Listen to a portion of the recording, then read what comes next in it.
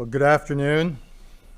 I'm Richard Haass, and I want to welcome everyone in the room and watching from afar to the Council on Foreign Relations. And today, we are fortunate and honored to have with us the 25th Secretary of Defense, or if you prefer, SecDef, of the United States, Ashton Carter.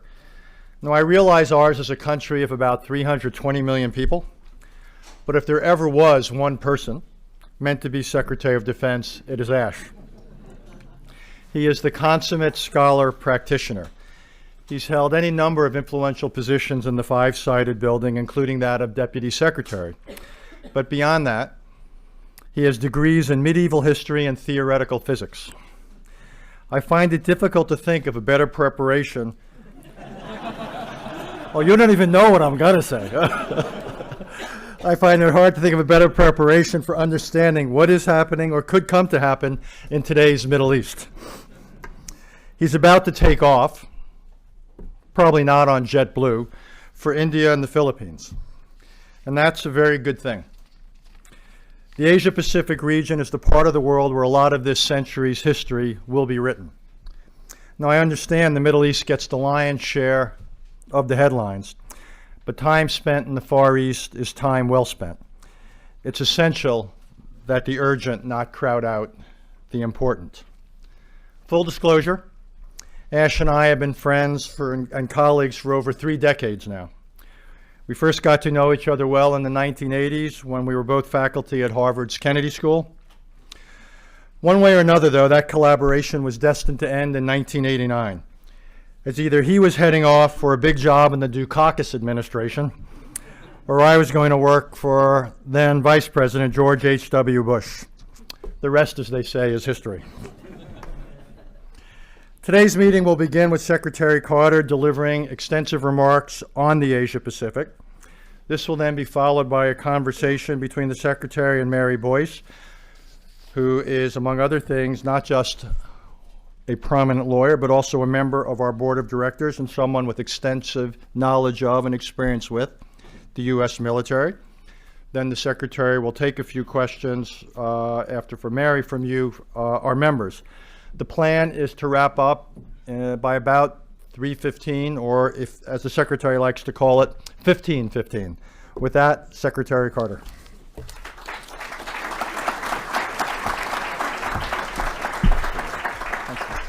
Appreciate it.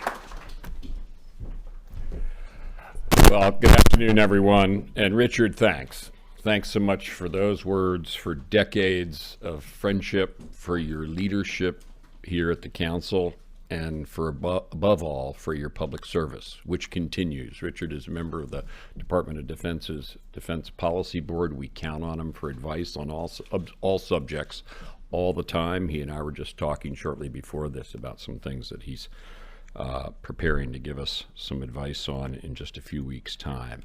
It's nice to see a lot of old friends here at the Council, many of you. I looked at the list of attendees coming, and it was like a homecoming in many, many ways. Great to visit all my friends and be here at the Council, because for generations, the Council's hosted the debates and supported the thinkers and ideas that have shaped America's relationship with the world. And those ideas are as important as ever as we enter a new strategic era. Indeed, today's security environment is dramatically different from the one that we have had for last 25 years. In this era, we face no fewer than 5 evolving major immediate challenges. Countering the prospect of Russian aggression and coercion, especially in Europe. Managing historic change in the vital Asia-Pacific region, including China's rise, which we welcome, and some of its actions, such as in the South China Sea, about which we share the serious concerns of all in the region. Strengthening our deterrent and defense forces in the face of North Korea's continued nuclear pursuits and provocations. Checking Iranian aggression and malign influence in the Gulf, and protecting our friends and allies, especially Israel.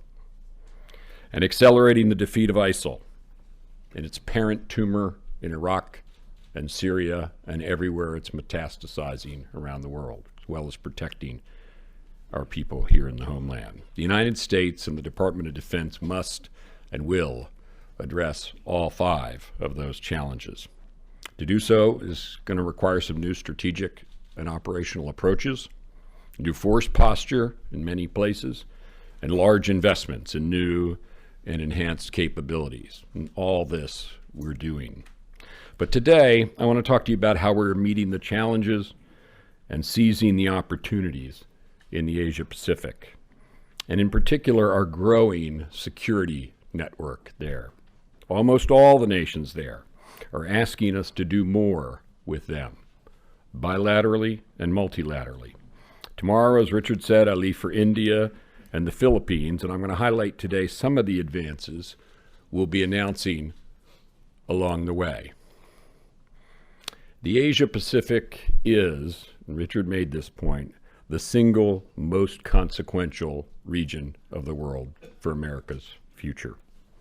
We have long played an essential and pivotal role in that region, and we're working today both individually and with our allies and partners to ensure the Asia Pacific remains a region where everyone can rise and prosper. That has been America's objective and practice for decades. Regardless of what else was going on at home or in other parts of the world, during Democratic and Republican administrations, in times of surplus and deficit, war and peace, the United States has played a pivotal role economically, politically, and militarily in the Asia Pacific. Along with a wide variety of allies and partners, for decades we have stood tall for enduring principles, including peaceful resolution of disputes, the freedom of navigation and overflight.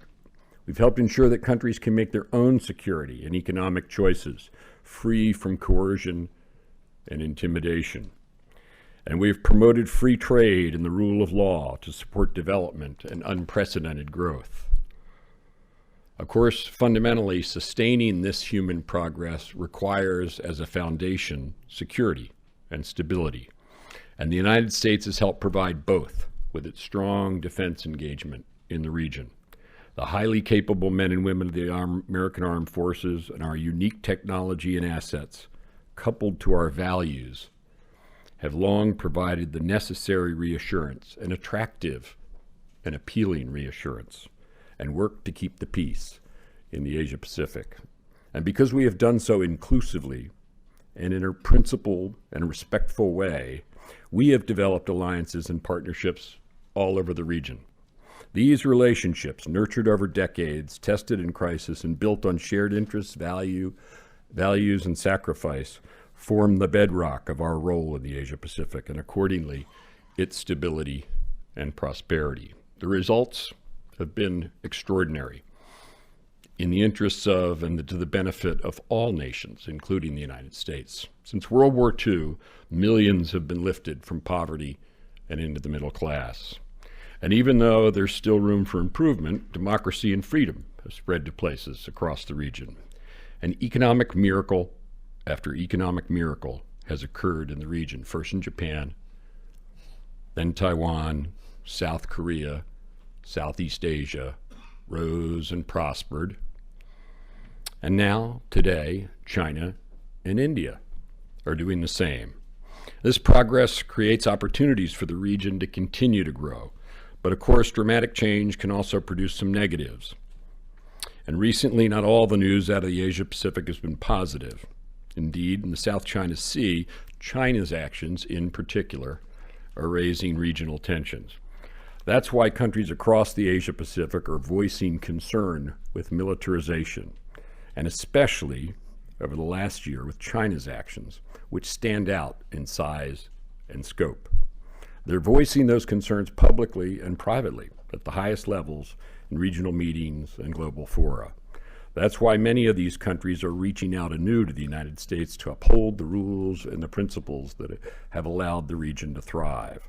That's why we support intensified regional diplomacy, not increased tensions, the threat of force, or unilateral changes to the status quo. And that's one reason why we're making enormous investments in our capabilities, why so many are asking us to do more with them. and why we'll continue to fly and sail and operate wherever international law allows, because we must continue the progress that has helped so many in the region to rise and prosper.